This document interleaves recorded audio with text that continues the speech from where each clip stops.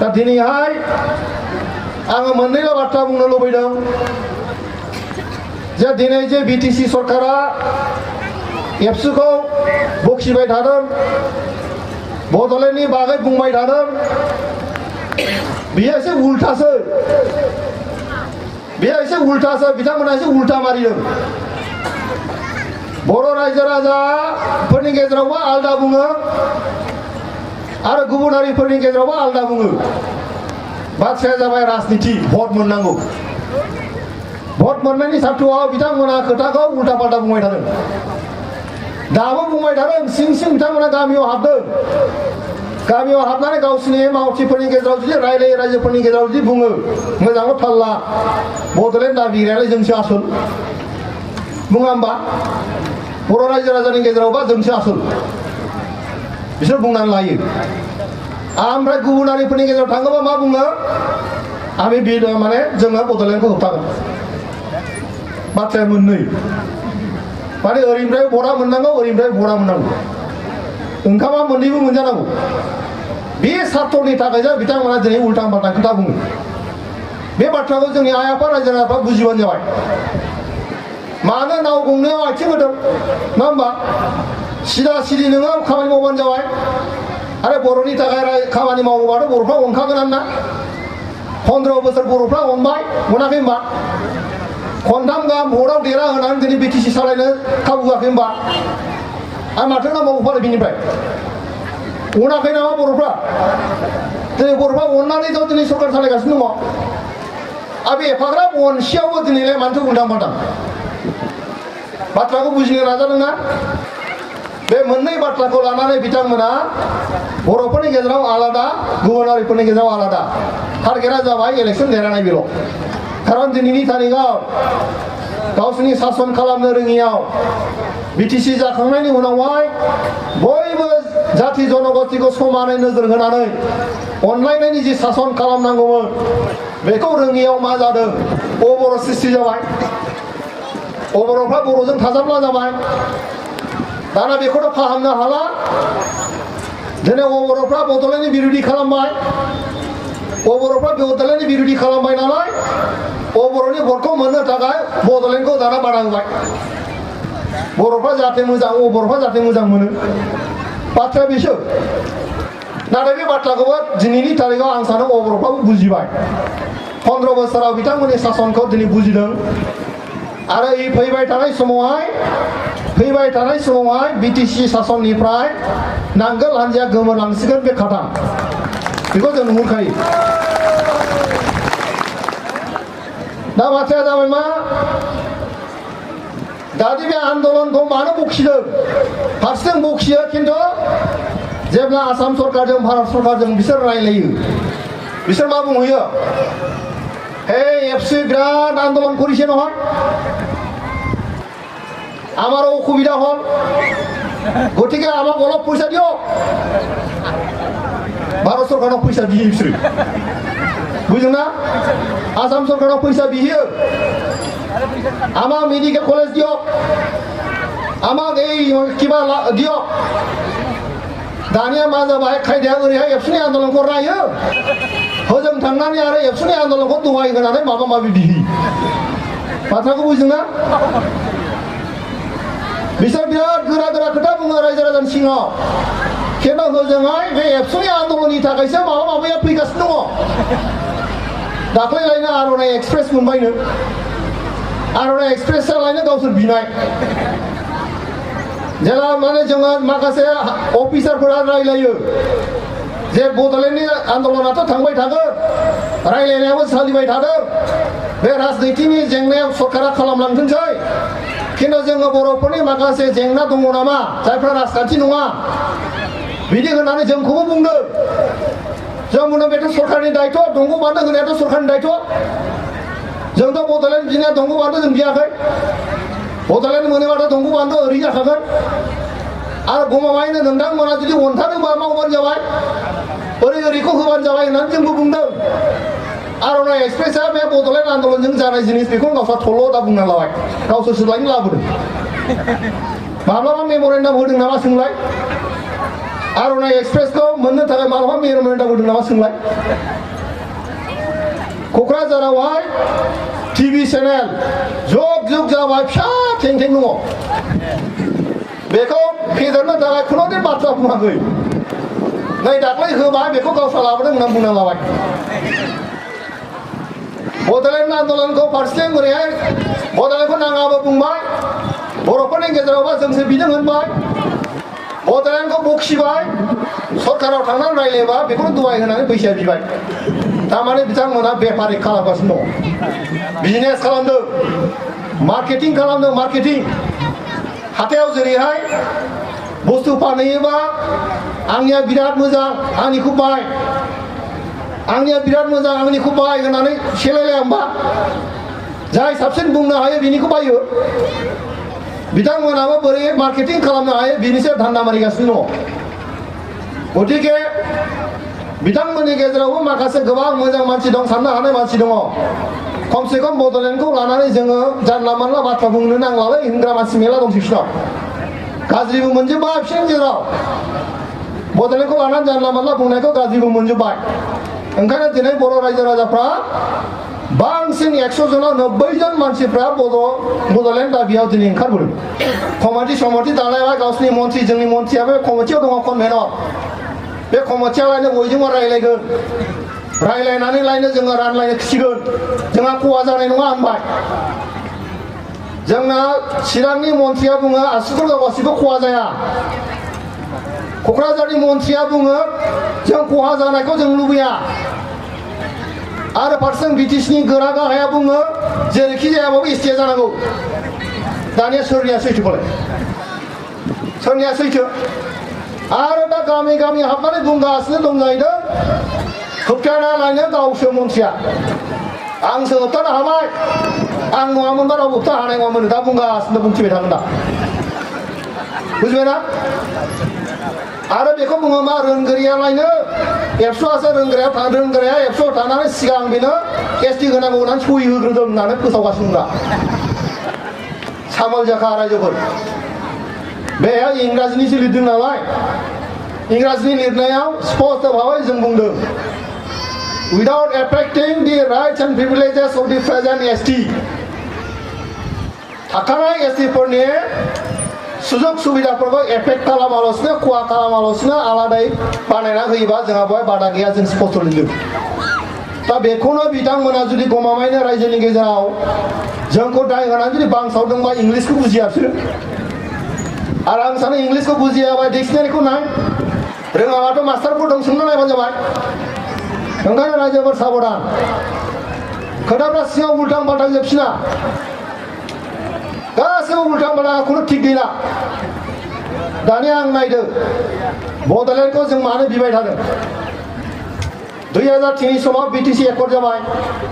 2003 निफ्राय दिनै 19सिम कय बोसोर जाखो 17 बोसोर नङा होमबा 17 बोसोराव 15 बोसोर दिनै बिपिएफ सरकारा दिनै सरकार दाबाय बिपिएफआ 15 बोसोराव मा मावखो हिसाब खालामदों जोङो दाख्लै एसेम्बलि जाबाय एसेम्बलियाव जोङो सोंबाय दाख्लै बाजेट जाबाय देग्लाय फैदों 671 कौटि 677 कौटि बिनि सिगाङाव 610 कौटि हरदोंमोन दा बेवहाय गावसोरनो मोनसे हिसाब होखादों 2003 आव एकर्ड जादों बिनिफ्राय दिनैसिमाव 2019 सिमावहाय आसाम सरकारा बे प्लेन बाजेटखौ बेसेबां हरखो हिसाब खालामनानै नुबाय गावसोर होनायानो बे गासै बे 17 बोसोरावहाय गासै बेसेबां हरदों 5200 कौटिल' 5200 कौटिल' मोननांगौआ जोंना बेसेबांमोन आसामाव 3 कौटि जनसाधारण दंबा जोंनाव बिटिसिआव 32 लाख जनसाधारण दं आरो 32 लाख जनसाधारणा माथा गणना हिसाबै रेसियो हिसाबै जोङो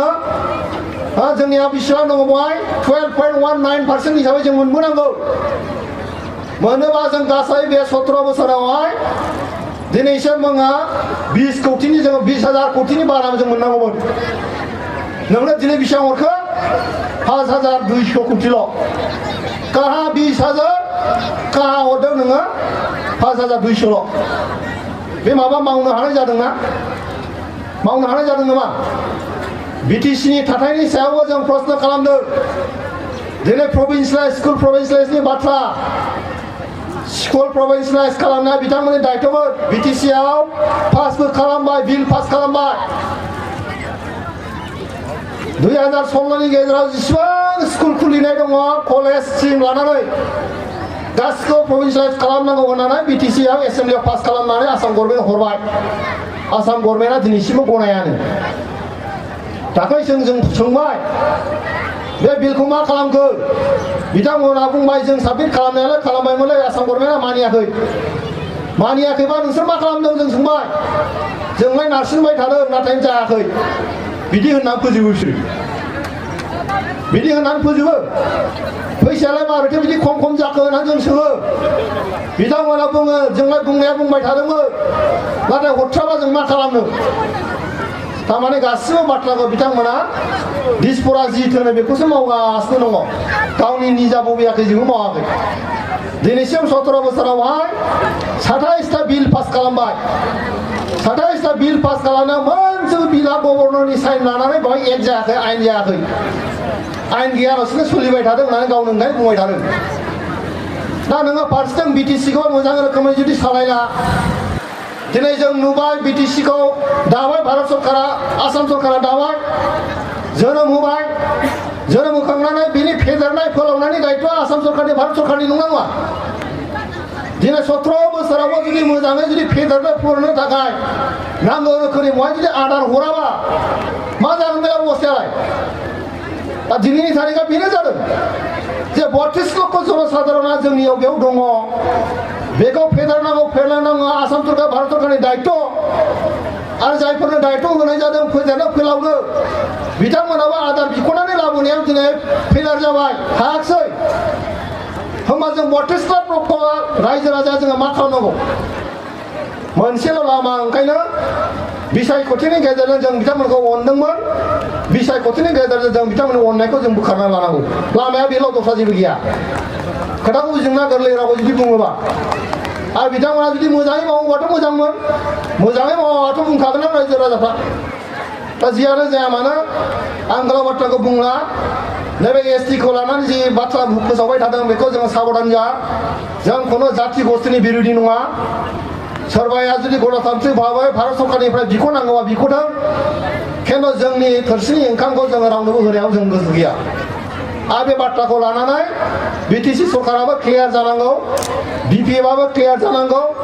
आरो बेबायदि रायजो राजाफोरनि गेजेराव उल्टां फाल्टां खोथा बुंनाया बिथांमोना बन्द' खालामनांगौ बिनि थाखाय जों बयबो सांग्रां जा जों सोंजोबनांगोन जों सोंजोब बिथांमोनाव जों सों बिथांमोनाव दा मा खालामदों भारत सरकार आसाम सरकारनि पलिसिया मा STनि बेलायाव गोरलै बाथ्रा हमना लादो दै बथलसे 1 लिटार जाग्रा मोनसे दै बथल नङा होमबा 1 लिटार दै जाग्रा मोनसे बथल बेहाय जुदि नोङो 2 लिटार दै सोना होयोबा मा जागोन बेलाय मा जागोन बियो 1 लिटार दै जानाय बथलाव 2 लिटार दै सोना होयोबा मा जागोन बेलाय दैया उसिया होमबा जागोनसो बियो जाया बे नङा होमबा दा भारत सरकार आसाम सरकारा जोंखौ बिदिं खालामना होदों थाखानाय STफोरनाव बेखौनो सुफुंनो हायाखै जेंनाखौ फोजोबस्रांनो हायाखै आरोबाव गुबुननिफ्राय लाबोदेरनानै नोंसोर बेखौ राननानै जाबावदो बे बाथ्राखौ दिनै BTC सरकारा गनायदों बे बेसेबां मोजां जागोन सानना नायलाय गोरलै बाथ्रा बियो ओंखायनो जों बिथांमोनखौ खावलायदों बिथांमोननि पार्टिनि गेजेरावबो गोबाङानो गोबां बुजिदों नाथाय बिसोर बुंनोसो हायाखै जोंना आसोलफ्रानो बुङो नालाय ब्रा जोंबो बुंफानांगौ जायो होनना बुङोसो दा माखासेफ्रा खिन्थु बुजिग्रा गोबां दङ आरो जों बुजिनो नाजानांगोन रायजोफोर बाथ्राफोरखौ बुजिनो नाजानांगोन बे राजनितिनि खोथा नङा नोंना सिथ्लाया बिथाया जुदि थिग गैयाबा राजनितिखौ मा खालामनो नोंलाय नङा होमबा आरो जोंनि जि दाबि जोंनि बाथ्रा बुंनायफ्रा खुनु जाथि गस्थ'नि बिरोधि नङा जोङो राजबंशीनि बिरोधि नङा जों आदिबासीनि बिरोधि नङा আমি কেতিয়াও মানে বিৰোধী কৰা নাই কাৰো আমি বিচাৰিছো আপোনালোকে জীয়াই থাকিব লাগে আমিও জীয়াই থাকিম আমিও জীয়াই থাকিব লাগে আপোনালোকে জীয়াই থাকিব লাগে আমাৰ কঠিন হোৱাকৈ আপোনাৰো জীয়াই থকাৰ কাৰণে ব্যৱস্থাটো হওক আপনার কঠিন হওয়াকে আমারও যে টাকার কারণে ব্যবস্থা হোক এই প্রিন্সিপালটো লাইफ्रा আমি কাম করি আছো जों কোনো रावनिबो बिरोधी जों खामानि मावाखै आरो जों मावनायबो नङा मानगोनां रायजो राजाफोर आं बे फंनैसो बाथ्राखौ बुंबाय सावरायनांगौथ' गोबां दङ जोंनि बड'फा उपेन्द्र ब्रह्मआ जि थांखिखौ लानानै आन्दलन खालामदोंमोन बेखौ मर्यादा होनानै खामानि मावनाया दुलाराय बर' फरायसा आफादा खुनुदिन फावसायबोआखै फावसायनायबो नङा आं सानो नाथाय मुस्लिमियाव गावनि राजनितिनि साथौआव आं खावलायगोन जोंनि बर'नि दैदेनगिरि बिथांमोनखौ बिपिएफनि माखासे दैदेनगिरि बिथांमोनखौ राजनिति खालामनो राजनिति हान्जा दाबाय खालाम गणतान्त्रिक अधिकार खालाम नाथाय बेसिक प्रिन्सिपलखौ जाहाथे नस्थ' खालामा बड'लेण्डआ जाबाय बर' हारिनि आबेगिक गोसो इसिंनि बाथ्रा बेजों जाथि दानायनि बाथ्रा दङ बेजों हारि दानायनि बाथ्रा दङ समाज दानायनि बाथ्रा दङ बे बड'लेण्डखौ लानानै जाहाथे एखेबारे रेजें बाथ्रा बुंनानै जानला मानला खोथा बुंनानै जोंनि गेजेराव जाथि थामोनथानि थाखाय जि संग्राम बे संग्रामखौ जाहाथे नस्थ' खालामा आं बेखौ खावलायगोन आरो राजनितिआ बेखौ धंस' खालामाल'सो राजनिति खालामनो हायो बे रोखोमै लांबानो जाबाय दिनै रायजो राजाफ्रा भुल खालामाखै बिथांमोनखौ अननायखौ होनानैनो रायजो राजाफ्रा अननायखौ होनानैनो बिथांमोना खाबुखौ होगासिनो दङ खाबु लानानै खाबुखौ मोजाङै बाहायनानै रायजो राजानि खामानि मावनायावसो बिथांमोना फेलार जादों बिनि दाया खिन्थु रायजो राजानि नङा आरो नों आंखौ बुंनानैबो लाब गैया गतिके गोबां जोंनि बिपिएफनि दैदेनगिरि बिथांमोनाबो बाथ्राखौ बुजिनांगोन आङो खावलायगोन जाहाथे समाज बिरोधी खामानि बाथ्रा बुंलाया बेखौ जोङो नायनांगोन दाख्लै दैजिं फेस्टिभेल खालामबाय